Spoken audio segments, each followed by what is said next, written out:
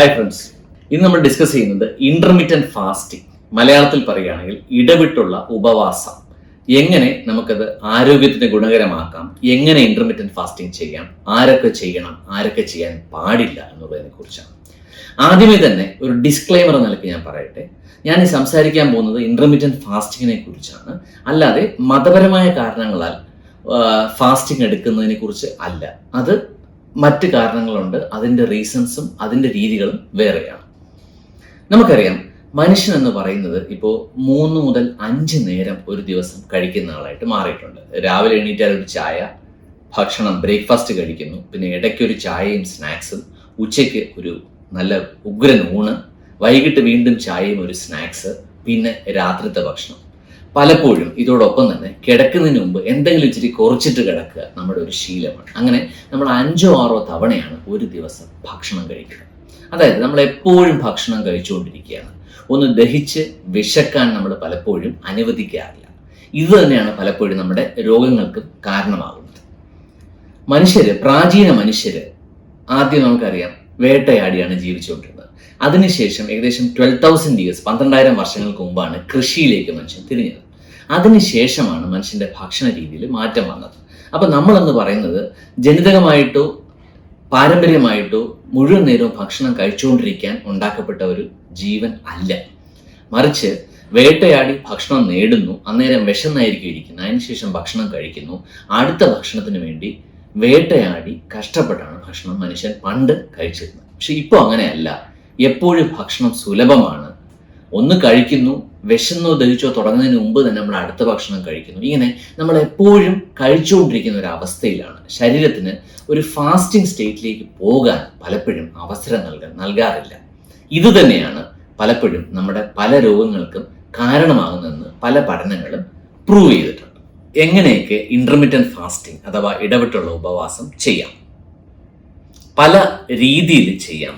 ഏറ്റവും എളുപ്പം ലളിതമായിട്ട് ചെയ്യാൻ പറ്റുന്നത് ഒരു ദിവസം നമ്മൾ ഭക്ഷണം കഴിക്കുന്ന സമയം കുറയ്ക്കുക എന്നുള്ളതാണ്. അല്ലെങ്കിൽ നമ്മൾ കൂടുതൽ സമയം ഭക്ഷണം കഴിക്കാതിരിക്കുക. സിംപിളസ്റ്റ് ആയിട്ട് ചെയ്യാൻ പറ്റുന്നത് 12 മണിക്കൂർ ഭക്ഷണം കഴിക്കുക, 12 മണിക്കൂർ ഒന്നും കഴിക്കാതിരിക്കുക. അതിന് എളുപ്പം ചെയ്യാൻ പറ്റുന്നത് രാത്രിത്തെ ഡിന്നർ നമ്മൾ നേരത്തെ കഴിക്കുക, 8 മണിക്ക് മുമ്പ് കഴിക്കുക. അതിനുശേഷം രാത്രി പിന്നെ ഒന്നും കഴിക്കരുത്. വെള്ളം വേണമെങ്കിൽ കുടിക്കാം.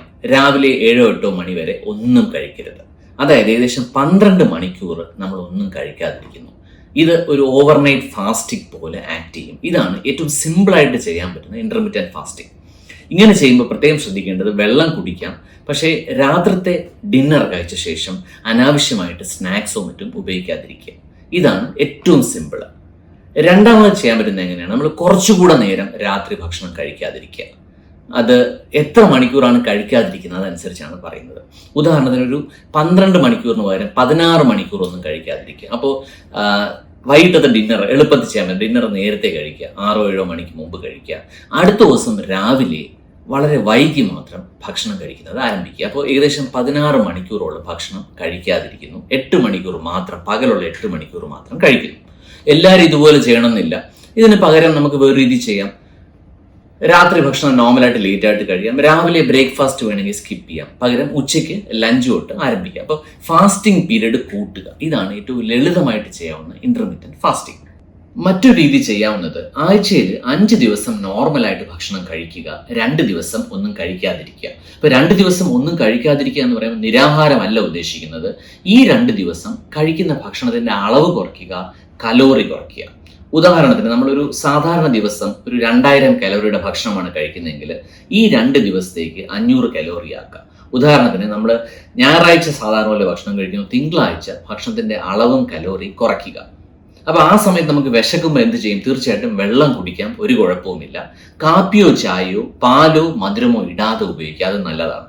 പിന്നെ വീണ്ടും ഇടവിട്ടുള്ള ദിവസമായിരിക്കണം ഈ ഇന്റർമിറ്റന്റ് ഫാസ്റ്റിംഗ് ചെയ്യേണ്ടത്. അതായത് തിങ്കളാഴ്ച ചെയ്ത ഉടനെ ചൊവ്വാഴ്ച ഫാസ്റ്റ് ചെയ്തത്, ചൊവ്വാഴ്ചയും ബുധനാഴ്ചയും നോർമലായിട്ട് ഭക്ഷണം കഴിക്കുക, വ്യാഴാഴ്ച വീണ്ടും ഫാസ്റ്റ് ചെയ്യുക. അപ്പോൾ ആഴ്ചയിൽ 2 ദിവസം ഭക്ഷണത്തിന്റെ അളവും കലോറിയും കുറയ്ക്കുക. ടിപ്പിക്കലി പറഞ്ഞാൽ 500 കലോറി താഴെ ആക്കുക, ബാക്കി 5 ദിവസവും നോർമലായിട്ട് കഴിക്കുക. ഇത് അഡോപ്റ്റ് ചെയ്യാൻ പറ്റുന്ന ഒരു പ്രായോഗിക മെത്തേഡാണ്. ഇനി ഇതിനേക്കാളും വേറൊരു രീതിയുണ്ട്, ഓൾട്ടർനേറ്റ് ഡേ ഫാസ്റ്റിംഗ്. അതായത് നമ്മൾ ഒരു ദിവസം കഴിക്കുന്നു, അടുത്ത ദിവസം കഴിക്കുന്നത് അളവ് കുറയ്ക്കുന്നു. നിരാഹാരമല്ല, ഫാസ്റ്റിംഗ് ആണ്, ഭക്ഷണത്തിന്റെ അളവും കലോറിയും അടുത്ത ദിവസം നോർമലായിട്ട് കഴിക്കുന്നു. ഇങ്ങനെ വേണമെങ്കിൽ നമുക്ക് ഓൾട്ടർനേറ്റ് ഡേ ആയിട്ട് ഫാസ്റ്റിംഗ് ചെയ്യാം. വേറൊരു രീതി കഴിക്കാൻ പറ്റുന്ന രീതിയുണ്ട്. അതായത് ഏതെങ്കിലും ഒരു ദിവസം ആഴ്ചയിൽ ഭക്ഷണം കുറയ്ക്കുക. ഞായറാഴ്ച ആയിക്കോട്ടെ, ജോലിയോ ക്ഷീണമോ മറ്റും ഉണ്ടാകാത്ത ദിവസം ഞായറാഴ്ച നമ്മൾ കഴിക്കുന്ന അളവ് കുറയ്ക്കുക. 500 കലോറി കഴിക്കുക. ബ്രേക്ക്ഫാസ്റ്റ് ലൈറ്റ് ആക്കുക, ലഞ്ച് ലൈറ്റ് ആക്കുക, ഡിന്നർ ലൈറ്റ് ആക്കുക. മറ്റു ദിവസങ്ങളിൽ നോർമലായിട്ട് കഴിക്കുക. അങ്ങനെയും നമുക്ക് ചെയ്യാം. അതായത് ഈറ്റ് ചെയ്യുക, ഭക്ഷണം കഴിക്കുക, ഫാസ്റ്റ് ചെയ്യുക, വീണ്ടും ഈറ്റ് ചെയ്യുക. അപ്പോൾ പല രീതിയിലുള്ള ഇന്റർമിറ്റന്റ് ഫാസ്റ്റിംഗ് പ്രോട്ടോകോൾസ് അല്ലെങ്കിൽ രീതികൾ നമുക്ക് സ്വീകരിക്കാം. പക്ഷെ ഏറ്റവും സിമ്പിൾ ആയിട്ട് ചെയ്യാൻ പറ്റുന്നത്, ഒരു ദിവസം കഴിക്കുമ്പോൾ ആ ദിവസം കഴിക്കുന്ന വിൻഡോ അല്ലെങ്കിൽ എത്ര മണിക്കൂർ നമ്മൾ ഭക്ഷണം കഴിക്കുന്നു അത് കുറയ്ക്കുക. 8 മണിക്കൂറായിട്ട് കുറയ്ക്കുക. ബാക്കി കഴിയുന്ന 16 മണിക്കൂർ നമ്മൾ ഒരു ഉപവാസം പോലെ ഭക്ഷണത്തിന്റെ അളവ് കുറയ്ക്കുക, വെള്ളം മാത്രം കുടിക്കുക, കലോറി കുറഞ്ഞ കാപ്പിയോ ചായയോ, കട്ടൻ ചായയോ കട്ടൻ കാപ്പിയോ മധുരമില്ലാതെ ഉപയോഗിക്കുക. അല്ലെങ്കിൽ ചിലർക്ക് ഗ്രീൻ ടീ ആയിരിക്കും ഇഷ്ടം, അത് ഉപയോഗിക്കുക. ഈ പറഞ്ഞ രീതികളൊക്കെ നമുക്ക് സ്വീകരിക്കാൻ പാടാണ്. പക്ഷേ ഇടയ്ക്കൊന്ന് ഫാസ്റ്റിംഗ് ചെയ്യണം. എന്ത് ചെയ്യാം?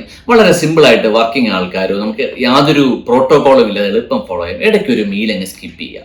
ഇന്ന് ഞാൻ രാവിലെ ബ്രേക്ക്ഫാസ്റ്റ് കഴിക്കുന്നില്ല, ദാറ്റ്സ് ഗുഡ്. അങ്ങനെ കഴിക്കാതിരിക്കുക. പക്ഷേ നോർമലായിട്ട് ലഞ്ചും ഡിന്നറും കഴിക്കുക. അല്ലെങ്കിൽ വേറൊരു തിരക്കുള്ള ദിവസം വിചാരിക്കും ഡിന്നർ ഇന്ന് കഴിക്കുന്നില്ല, ബ്രേക്ക്ഫാസ്റ്റ് ലഞ്ച് കഴിക്കുക. അങ്ങനെ ഏതെങ്കിലും സമയത്ത് നമ്മളൊരു ഒരു ഫിക്സഡ് ടൈം ഇല്ലാതെ ഏതെങ്കിലും സമയത്ത് ഒരു മീൽ സ്കിപ്പ് ചെയ്യുക. അതും ഒരു രീതിയിൽ ഇന്റർമിറ്റന്റ് ഫാസ്റ്റിംഗ് ആണ്. അപ്പൊ ബേസിക്കലി ഇന്റർമിറ്റന്റ് ഫാസ്റ്റിംഗിൽ എന്താണ് ഉദ്ദേശിക്കുന്നത് വെച്ചാൽ, ഭക്ഷണത്തെ കുറിച്ച് പറഞ്ഞാൽ നമ്മൾ എന്ത് കഴിക്കുന്നു, എങ്ങനെ കഴിക്കുന്നു എന്നുള്ളതിനേക്കാൾ എപ്പോൾ കഴിക്കുന്നു, എപ്പോൾ കഴിക്കാതിരിക്കുന്നു, അതായത് ആ കഴിക്കുന്ന സമയത്തെ നിയന്ത്രിക്കുക എന്നുള്ളതാണ് ഇന്റർമിറ്റന്റ് ഫാസ്റ്റിംഗ് കൊണ്ട് ഉദ്ദേശിക്കുന്നത്. ഇന്റർമിറ്റന്റ് ഫാസ്റ്റിംഗ് അഥവാ ഇടവിട്ടുള്ള ഉപവാസം എന്തൊക്കെയാണ് പ്രയോജനം തരുന്നത്? ഇതിനെക്കുറിച്ച് ചെറിയ മൃഗങ്ങളിൽ ഒത്തിരി പഠനങ്ങൾ നടന്നിട്ടുണ്ട്. പ്രധാനമായിട്ടും വെയിറ്റ് കുറയ്ക്കാൻ നല്ലൊരു ചികിത്സാ രീതിയാണ് ഇന്റർമിറ്റന്റ് ഫാസ്റ്റിംഗ്. അമിത വണ്ണമുള്ളവര് അല്ലെങ്കിൽ ഭാരം കൂടാൻ ടെൻഡൻസി ഉള്ളവര് ഇന്റർമിറ്റന്റ് ഫാസ്റ്റിംഗ് ചെയ്യുക. വണ്ണം കുറയ്ക്കാൻ സഹായിക്കും, വണ്ണം കൂടാതിരിക്കാൻ സഹായിക്കും. പിന്നെ പ്രമേഹ രോഗ സാധ്യത ഉള്ള ആൾക്കാര്, അതുപോലെ ഹൃദ്രോഗ സാധ്യത കുറയ്ക്കാൻ ഇതിനൊക്കെ ഇന്റർമിറ്റന്റ് ഫാസ്റ്റിംഗ് കൊണ്ട് സാധിക്കുമെന്ന് പഠനങ്ങൾ തെളിയിച്ചിട്ടുണ്ട്. ചില പഠനങ്ങളിൽ പല രീതിയിലുള്ള ക്യാൻസറിന്റെ സാധ്യത കുറയ്ക്കും എന്നും കണ്ടുപിടിച്ചിട്ടുണ്ട്. അതുപോലെ തലച്ചോറിനെ ബാധിക്കുന്ന ഓർമ്മക്കുറവ്, അൽഷീമേഴ്സ് ഡിസീസ് ഇങ്ങനെയുള്ളവയുടെ ചാൻസും കുറയും. പിന്നെ ഏറ്റവും പ്രധാനം, ഈ ഇന്റർമിറ്റന്റ് ഫാസ്റ്റിംഗ് ചെയ്താൽ നമ്മുടെ ശരീരത്തിന് റെസ്റ്റ് കിട്ടുകയാണ്. സാധാരണ ഒരു മനുഷ്യനെ സംബന്ധിച്ച് അയാളുടെ വയർ ഒരിക്കലും റെസ്റ്റ് ചെയ്യുന്നില്ല, പൂർണ്ണമായിട്ട് പ്രവർത്തിച്ചുകൊണ്ടിരിക്കുകയാണ്. ഒന്ന് കഴിച്ചു കഴിയുന്നു, ദഹിച്ചു തീരുമ്പോൾ വീണ്ടും കഴിക്കുന്നു. നമ്മൾ ഫാസ്റ്റിംഗ് ചെയ്യുമ്പോൾ നമ്മുടെ വയറിന്, കുടലുകൾക്ക് റെസ്റ്റ് കിട്ടുകയാണ്. ഈ സമയം നമ്മുടെ കുടലിന് ഒന്ന് റെസ്റ്റ് ചെയ്യാനും റിപ്പയർ ചെയ്യാനും നമ്മൾ തന്നെ സമയം കൊടുക്കുകയാണ്.